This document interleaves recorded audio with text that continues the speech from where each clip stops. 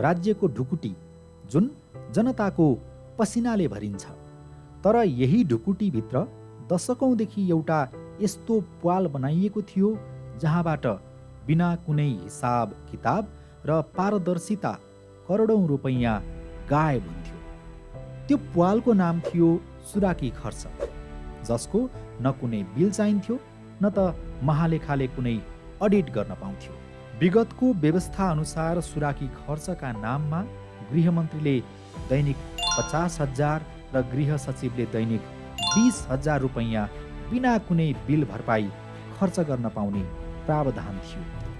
यसरी वार्षिक रूपमा झन्डै 2.5 करोड रुपैयाँ राज्यको ढुकुटीबाट गुप्त ढङ्गले दोहन भइरहेको थियो। 2047 सालको परिवर्तनपछि सत्तामा पुगेका कसैले पनि यो विशेषाधिकार त्याग्न चाहेनन्, बरु यसलाई राज्यको सम्पत्ति दोहन गर्ने वैधानिक बाटो बनाइरहे। पञ्चायत कालदेखि नै जकडिएको यो व्यथिति दशकौँसम्म जस्ताको तस्तै रह्यो। तर 2079मा नारायण काजी श्रेष्ठले गृह मन्त्रालयको कार्यभार सम्हालेकै दिन यो अपारदर्शी प्रथा अन्त्य गर्ने साहसपूर्ण घोषणा गर्नुभयो। उहाँले पदभार ग्रहण लगत्तै मन्त्री परिषदमा प्रस्ताव लगेर उक्त विवादास्पद कार्यविधि नै खारेज गराइदिनुभयो।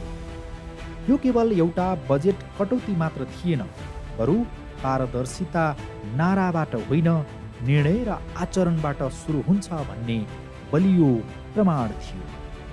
आफ्नै सुविधा र तजबिजी अधिकार कटौती गरेर राज्यको ढुकुटी जोगाउने श्रेष्ठको यो कदमले सुशासनको मार्गमा एउटा नयाँ आशा र मानक स्थापित गरेको छ।